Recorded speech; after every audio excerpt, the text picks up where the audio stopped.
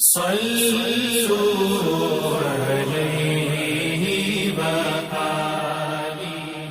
بخاری حدیث نمبر 351۔ ام عطیہ سے روایت ہے، انہوں نے فرمایا کہ ہمیں حکم ہوا کہ ہم عیدین کے دن حائضہ اور پردہ نشین عورتوں کو بھی باہر لے جائیں تاکہ وہ مسلمانوں کے اجتماع اور ان کی دعاؤں میں شریک ہو سکیں، البتہ حائضہ عورتوں کو نماز پڑھنے کی جگہ سے دور رکھیں۔ ایک عورت نے کہا، یا رسول اللہ، ہم میں بعض عورتیں ایسی بھی ہوتی ہیں جن کے پاس پردہ کرنے کے لیے چادر نہیں ہوتی۔ آپ نے فرمایا کہ اس کی ساتھی عورت اپنی چادر کا ایک حصہ اسے اوڑھا دے۔ اور عبداللہ بن رجاء نے کہا، ہم سے عمران قطان نے بیان کیا، کہا ہم سے محمد بن سیرین نے، کہا ہم سے ام عطیہ نے، میں نے حضرت صلی اللہ علیہ وسلم سے سنا اور یہی حدیث بیان کی۔ صحیح بخاری حدیث نمبر 352۔ حضرت جابر بن عبداللہ رضی اللہ تعالی عنہ نے تہبند باندھ کر نماز پڑھی جسے انہوں نے سر تک باندھ رکھا تھا اور آپ کے کپڑے کھونٹی پر لٹکے ہوئے تھے۔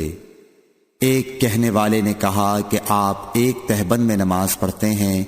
آپ نے جواب دیا کہ میں نے ایسا اس لیے کیا کہ تجھ جیسا کوئی احمق مجھے دیکھے۔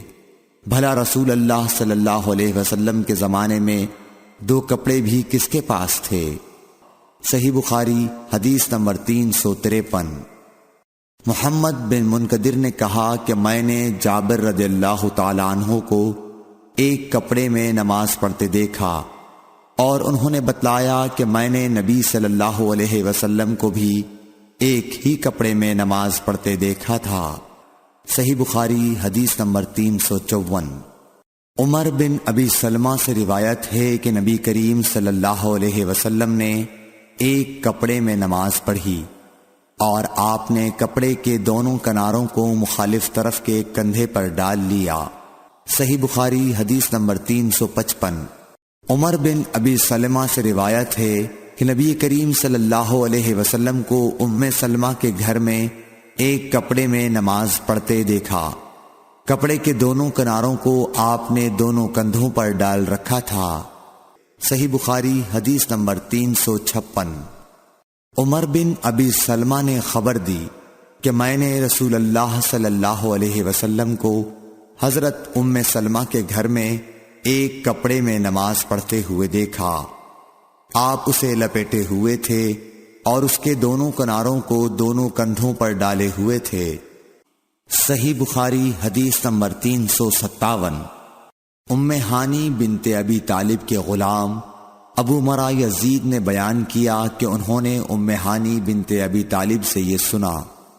وہ فرماتی تھیں کہ میں فتح مکہ کے موقع پر نبی کریم صلی اللہ علیہ وسلم کی خدمت میں حاضر ہوئی۔ میں نے دیکھا کہ آپ غسل کر رہے ہیں اور آپ کی صاحبزادی فاطمہ پردہ کیے ہوئے ہیں۔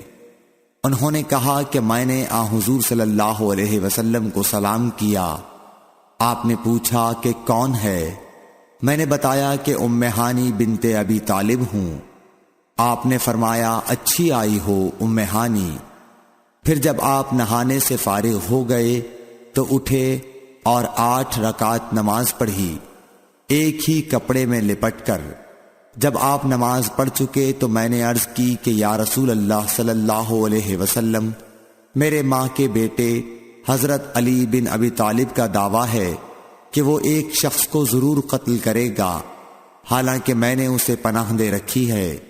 یہ میرے خاوند حبیرہ کا فلاں بیٹا ہے۔ رسول کریم صلی اللہ علیہ وسلم نے فرمایا کہ ام ہانی جسے تم نے پناہ دے دی، ہم نے بھی اسے پناہ دے دی۔ ام ہانی نے کہا کہ یہ نماز چاشت تھی۔ صحیح بخاری حدیث نمبر 358۔ سعید بن مسیب سے روایت ہے، وہ حضرت ابو ہریرہ رضی اللہ تعالی عنہ سے کہ ایک پوچھنے والے نے رسول اللہ صلی اللہ علیہ وسلم سے ایک کپڑے میں نماز پڑھنے کے متعلق پوچھا تو آپ صلی اللہ علیہ وسلم نے فرمایا، کچھ برا نہیں، بھلا کیا تم سب میں ہر شخص کے پاس 2 کپڑے ہیں؟ صحیح بخاری حدیث نمبر 359۔ حضرت ابو ہریرہ رضی اللہ تعالیٰ عنہ سے روایت ہے کہ رسول اللہ صلی اللہ علیہ وسلم نے فرمایا کہ کسی شخص کو بھی ایک کپڑے میں نماز اس طرح نہ پڑھنی چاہیے کہ اس کے کندھوں پر کچھ نہ ہو۔ صحیح بخاری حدیث نمبر 360۔ حضرت ابو ہریرہ رضی اللہ تعالی عنہ فرماتے تھے، میں اس کی گواہی دیتا ہوں کہ رسول اللہ صلی اللہ علیہ وسلم کو میں نے یہ ارشاد فرماتے سنا تھا کہ جو شخص ایک کپڑے میں نماز پڑھے اسے کپڑے کے دونوں کناروں کو اس کے مخالف سمت کے کندھے پر ڈال لینا چاہیے۔